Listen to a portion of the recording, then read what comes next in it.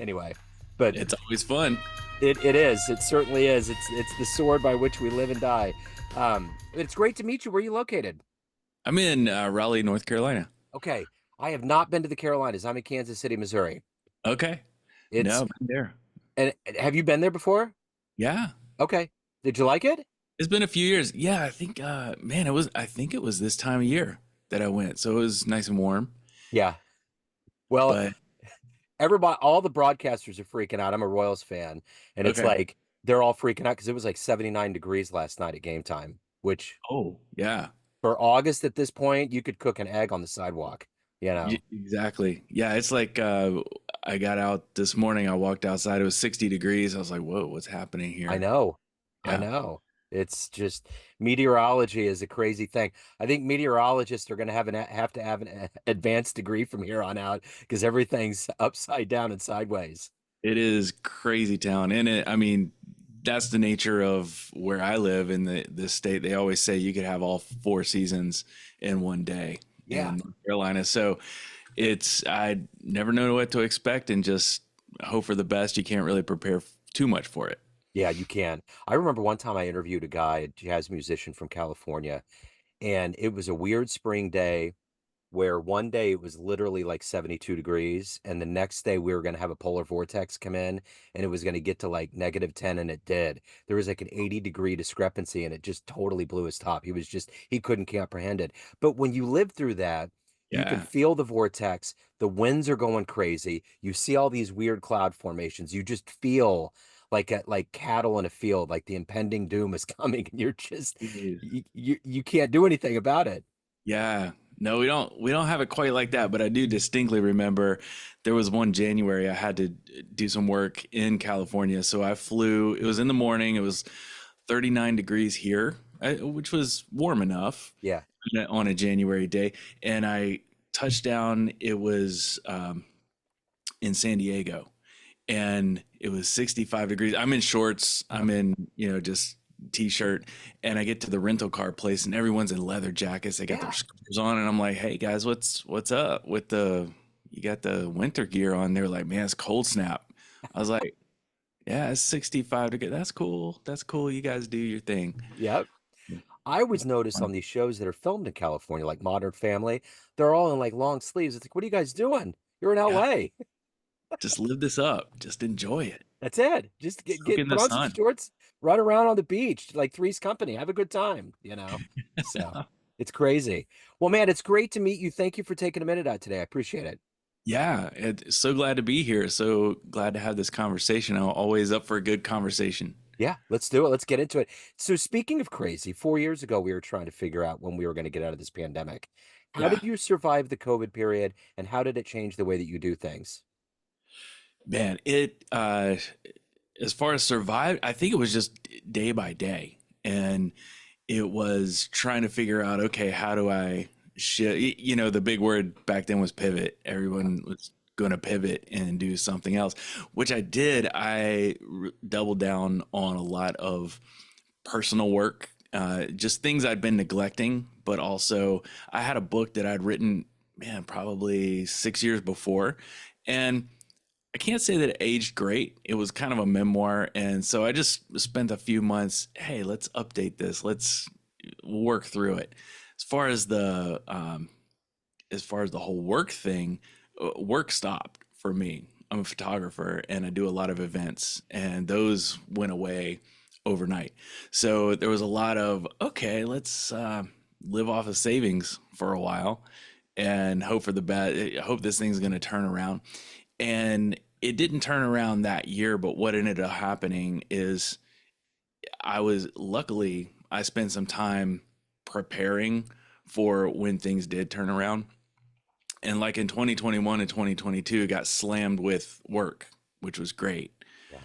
But if I hadn't prepared my systems, my some of the other parts of my life to be able to handle that volume of work that was coming, it almost crushed me, but it would have definitely just wiped me out, like burnout, complete burnout. So I came really close to burnout in 21 and 22, but luckily from the preparing, man, when I had nothing better to do, Yeah. it didn't take me out. Isn't that half of the fix in life is to be prepared, you know? I just remember Yeah. a boss used to tell me, "Always come from a position of strength," and that's a part of it. You just have to be ready, you know? Yeah. And you So, never know what's going to happen. And nobody saw that coming. I mean, I remember I had my kids, we did this epic adventure from December 31st of 2019 till about January 15th. We were just kind of on vacation. I'm not very busy that time of year, and they were out of school. So it worked out great. And we were coming back. I had another trip the week later in the airports, and you heard this like grumbling about something maybe happening. Flights were getting canceled, things like that. And then I think it was about 6 weeks later, we all knew what was we didn't know what we were in for, but we all knew things were going to change in a yeah, significant way. yeah. Yeah. So you got your last hurrah in before it all shut down. Yeah, and Uh, had no idea. yeah, And yeah. yeah, that's a serendipity of life. So you got a lot going on. You write, you take pictures, you're an entrepreneur, all of these things. But if I put you in front of a bunch of third graders at career day and one of the Yeah. kids says, "Hey, what do you do for a living?" What's your answer? Yeah, I would tell them. So, what I've done for the most of my life for the past 30 years is take pictures. So, I tell them, so on a third grade level, I'd say I'm a photographer. I take pictures of people and I help them tell their stories, whether that's a story of, if it's a family and a story of, oh, we all like each other and we have this special moment or this event, or if it's business owners. I've taken pictures of race cars, I've taken pictures of products, things like that. But it's always someone trying to tell a story. Yeah, And sometimes it's trying to tell a story about what they're wanting to sell other people. So that's what I do when I'm working with an entrepreneur and creating their branding photos, right? We want to tell a story about them and whether they're dynamic or creative or inventive or just super cool or weird. Sometimes that's their brand. And I help them do that. And so that's probably how I'd explain it to a group of third graders. they would get that. So what did you want to be in the third grade? In the third grade, let's see. I loved science so much. I was probably, man, but third grade, probably something in sciences, like a scientist or someone who could experiment. I love to set things on fire. I love to, take things apart, try to figure out, chemical combinations and what was going to, on a third grade level. Yeah. We're talking vinegar, baking soda kind of stuff. Yeah. I love photography myself. I came from the darkroom world. Pentax K1000 was my first Yeah. one. Freaked out the first time I got a digital camera. I was just taking pictures of neon signs in Midtown Kansas City, just like, oh my God, I can take a billion pictures and it won't matter with the Yeah. old big CS card, CF card. So what was your first camera? What was the love? How did all this start? Uh, it's funny, same deal. Pentax K1000 from a pawn shop Okay. in the probably late 80s, Yep. early 90s. It would have been Uh-huh. like 90, 91 Yep. kind of thing. And I took just happenstance, and this is, I said I like science, but I don't like math. So I figured out a way to, instead of, I think it was like algebra 2 or something, I could take a photography class. And then again, it was dark room. It was fascinating, and I just fell in love with being able to show the world in a way that maybe you couldn't see it with your eye, Yep. and just get the right angle, get the right focus on it, whatever it was, and then to see it just come together in the dark room was so cool. Yeah. And then I figured out I was pretty creative in dodging, I guess, required courses, so I was able to take that again, I guess, in high school in my junior year, take that same photography course and get it counted as credit. I think I got it counted as a science class, not an elective. So there I was again doing some more. And then the next year, I was able to figure out this. I hate admitting all this, but hey, kids, if you're listening, I don't know if you can still do this, but I figured out a way to go to a community college and take another more advanced photography course, get it counted as a required credit in graduate, do all the things. So I was hooked by the time I was in my junior year of high school. Okay. And all I wanted to do is be able to kind of create new and different worlds to show people Yeah. things that didn't exist before we created an image of them. And this is way before Photoshop. Oh, absolutely. I Yeah. remember those days too. You know, it's Yeah. weird. I kind of have a similar story, but my karma came back around. So my Uh, stepdaughter was asking me, I'm going to be 52. And I remember she was 18 and I was, 51. And we were at an amusement park ride called Time Traveler of all things. And she was like, what have you figured out after half a century on this planet? And I said that everything's full circle.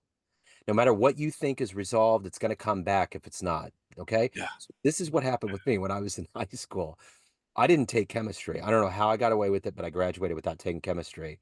But karma came back and kicked me in the ass because later in life, I became a dad and I've had a pool for the last 15 years. So I have had to completely figure out chemistry in a way that I had no idea I was going to do. So it's funny how life happens. You think you're ducking the whole matrix bullet coming at you, but one Yeah. way or another, it's coming at you. That's funny. That chemistry is the one class where math made sense to me, and Right. it wasn't easy math as I recall it, but it made sense because of all the way the atoms lined up and all the Yes. stuff. I was like, okay, I can take these numbers and apply it to something that also makes sense, and I Yeah. can work it out. But man, outside of that, when you started getting numbers and letters and mixing them up in math class, I was like, guys, It's a lot. like Way why? too much.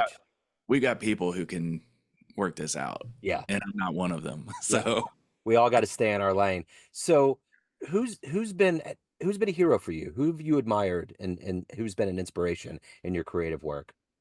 oh man, in my creative work, dude, that is like when it comes down to the visual stuff, I always looked at. So I started like a lot of photography students do, and back in that day, it was kind of Annie Leibovitz, right? But I quickly moved on to like a Mark Seliger, Yep. if you're familiar. He's the one that does all the backstage Oscar stuff for Vanity Fair Yeah. the last several years, probably a decade now. And I got one of his books early on, and it was one of those things where he was taking these portraits and telling a story of someone. Wasn't necessarily a story of their life because he worked with actors and celebrities a lot, so he wasn't necessarily telling what they as a person were all about, but maybe exploring a character or maybe exploring a side of their personality no one had seen in a film yet. Yeah.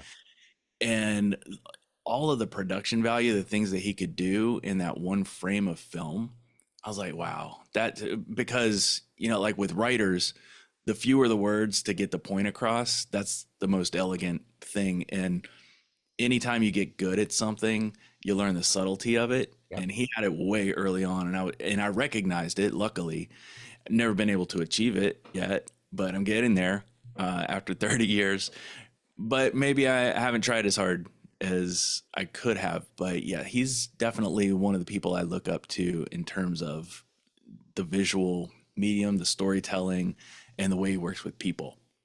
Isn't that wild how art works? Like the older you get, you realize it's about being a Twitter aficionado or a poet. It's like the brevity of it. It's like a song. It's like the hook.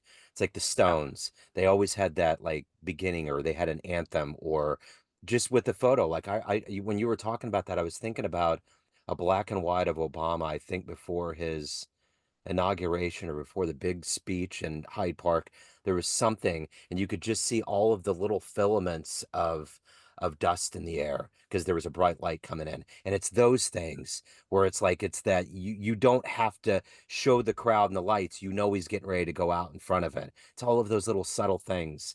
Um, so Yeah, and it's also one thing that I think is sort of like the holy grail is creating something that is iconic. And when I say iconic, it doesn't mean it's completely original.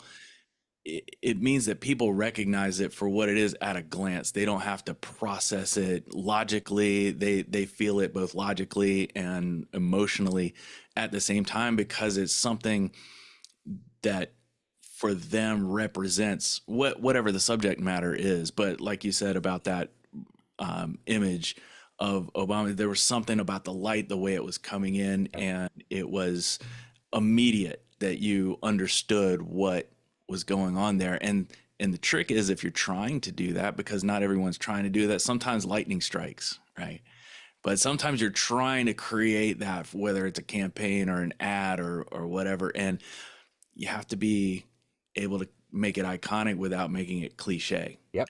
For sure. Because iconic and cliche, they kind of they're cousins, you Uh-huh. know, but they don't always get together at the family reunions. Yeah. And so if you can keep them apart, that's the best case scenario. Absolutely. Yeah. So, what do you like taking pictures of? Like when you aren't working and you really, really want to get out and have fun, what do you Yeah. take pictures of? Oh man, I just it's let's see, is it here? Yeah. All right. I just destroyed half my office, but no, I'm working on this book. So I got this book. It's in the proof stage, and it's called Meditations of the Mundane. And let me just so I love I love going out and like I Yeah. love it's almost like street photography. Yeah, yeah. But what I decided to do and just Yeah. hold up. So what I wanted to do is, photography has not a reputation. People don't think about it a lot, but we tend to um, objectify people in my line of work. And we don't do it with mallet. Well, I mean, like paparazzi, maybe they do. But in my line of work, sometimes you just want to photograph some towels or some jeans, but it looks better if there's a model helping people understand, oh, this is what the jeans look like on a person. Now, we don't care about the model. We don't even want to know their name. We just like, oh, they look good in those jeans. They probably look great on me too. Yeah. And so in that way, I've been doing that for a really long time. And I thought, well, what if I flip the script? What if I went out and I love to walk? I love old cities. Anytime I'm in a city or an urban place where I can just park my car and not even have to get Yeah. in back in for a while, I'll go around. And when you're on walks, you see things you can't see in a car or on a bike or on a bus. And you just get little details. And often the details are what it's all about, in life that make you appreciate things. So I said, okay, what if I take this whole flip the script and I find these objects, these things that people wouldn't even notice if they walk right by them. Things they've seen a million times and just don't even register in their brains anymore. And what if I gave that thing a voice? Hmm. And so instead of objectifying people, what if I personified objects? Absolutely. That's And great. so that's that I kind of got obsessed and hooked on that. This was about 7 years ago. And I'm doing the final proofs for the book, but I forced myself to do a couple of things. I used my phone only. So I didn't go I started going out with a fancy camera, but then those are just too big Yeah. and cumbersome. I'm not that guy that takes a camera everywhere. So what happened for me, I take my phone everywhere, just like everyone does. Yep. So I made sure I had one with a decent camera. And anytime I saw something, I would just really study it and take it from different angles. But I forced myself to use the camera on my phone only. Everything's black and white in the book because I wanted to take, color evokes a lot of emotion. So whether it's warm colors that excite or make you a little anxious, or it's cool colors that calm you down, I wanted to take that out of the equation. And so everything's black and white in there. And everything has a story to it. So a story that I've written, but it's from the perspective of that object. And it kind of gives you their backstory, it gives you their opinions. It turns out that things in our world are really judgmental about us as humans. They're sick of our crap, and not all of them. Some of them like us a little bit, but as I was exploring this project, it was just so fun to be able to go different places, see different textures. The textures in Florida with all the palm trees and Uh-huh. things like that are super different from more urban places that have a lot of brick and maybe cobblestones, that kind of stuff. So Yeah. yeah, just exploring that was a blast. So when the eclipse happened recently, I was out in my front yard and the shadows of the trees on the ground and the way they were Yeah. moving was crazy. And the way the birds were sounding and the whole thing. And I was just sitting there, my photography brain was just exploding, like, how can I get more of this? But it was really cool. And I have a couple of them that just really dark and stark. Kind of there were shadows in one of the photos you showed me. Um, so of all of these things that you've done and become in your life, what are you ultimately the proudest of?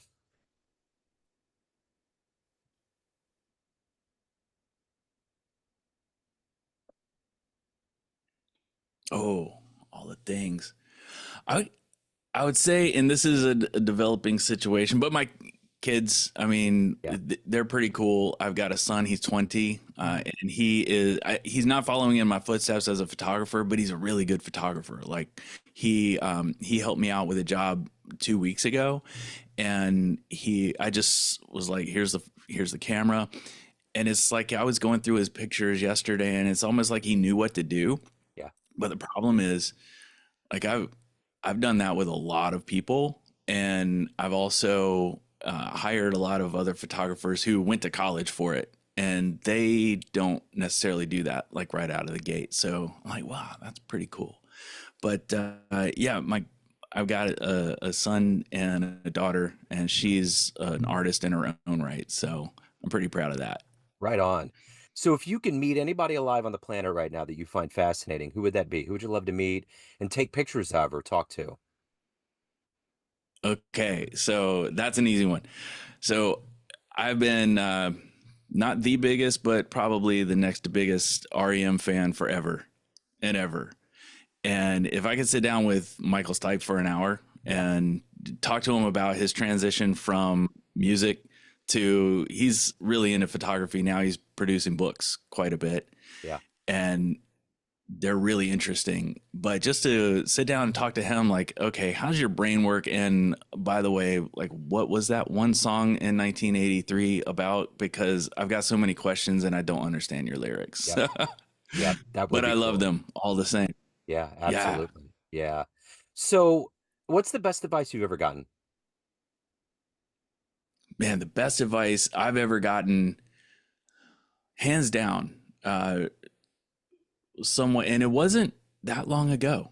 And it was maybe like 4 years ago, but it made me think very differently about life. And the base of the advice was everything comes to pass, but the way they framed it was, you're always going to have problems. Sometimes you have 5-second problems, sometimes you have 5-minute problems, and sometimes you have 5-hour problems, and then sometimes you recognize, man, this is going to be like a 5-month problem to work out, but no matter what kind of problem you have, it's going to eventually work itself out. Yeah, And that gives you a little bit of sense of peace, yeah, but you feel like you've got a little bit more control because it's like not overwhelming. It's like, okay, which which category does this fall into, so I can prepare it. Like we started the whole conversation, like preparedness, right? yep, Now I'm prepared for like a 5-day problem that we're gonna, maybe it's a tax thing. You got to get all your taxes prepared, and it's gonna take you that long. And now so yeah, you don't have to be worried about it or anxious about it. You just, one foot in front of the other at that point. yeah, absolutely. So if you could get the immaculate golden press pass, the Willy Wonka ticket to any event and take pictures of it in the history of time, where are you going? Oh man, it would have to be. I'm not a really big live concert person, but it would have to be like Live Aid or Yeah, yeah, it'd probably be that one where with all the bands, all the uh, people, all those characters who like checked out a little too soon yeah, in their lives, yeah, and just to be able to see them perform at their peak would yeah. be insane. So I got Yeah. married in 2019 and we picked July 13th and didn't really know what was going on that day. And I found out that that was actually the day that Live Aid happened. But Oh, this year, when I celebrated my anniversary, it was the day that Trump got shot. So our day's becoming crazy. There's yeah, all kinds of things no happening. doubt. Yeah. So yeah, I was I live in a very rural, next to a very rural spot here. And Missouri, and I went to the county fair with my son, and somebody had an image of Trump on their shirt with my wedding date, and I was like, "Wait, hold on a second, that's my wedding date Oh now?" no. Yeah. So Well, uh, it's life, I've got man. Nothing's yeah. sacred. No, I've got a client who's getting married on December 7th this coming year, and I was like, I think that's cool. You know, it's Pearl Harbor Day, Yeah, but I was like, let's give it a new meaning. yeah, Let's give it something positive. absolutely. Let's Yeah, make it a my positive spin. exactly. My son was born on the 8th of December, and that's the day that John Lennon was shot and the day that Jim Morrison was Oh, born. oh, whoa. Okay. Yeah, a perfect Dionysian juxtaposition. You know, Yeah, it's wild. that's why that So, is. so at the end of the day, everyone has a perception of you. Family, friends, fans, everyone that sees your work, but you run the show. What's your perception of you? Who do you think you are? Yeah, wow, that's a good one. Uh, I think I'm someone who has a lot of ideas that I want to put out into the world.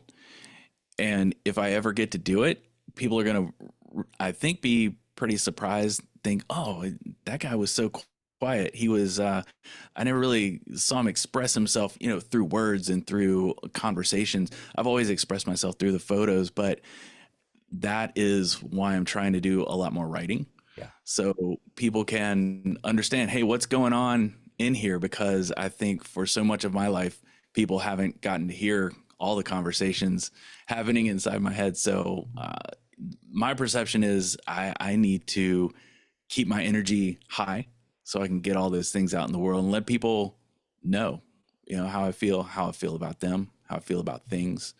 And so that's something I'm working on every day. James, this has been great, man. Thank you so much for your time. Thank you for your story. If anyone out there wants to delve into your world more, where's the best place to go to do that? Thanks, Joe. Yeah, it's been such a great conversation, and I keep everything about what I do. I host a podcast, I write some books, but it's all at jameswalters.com. Okay, And cool. that's all right there.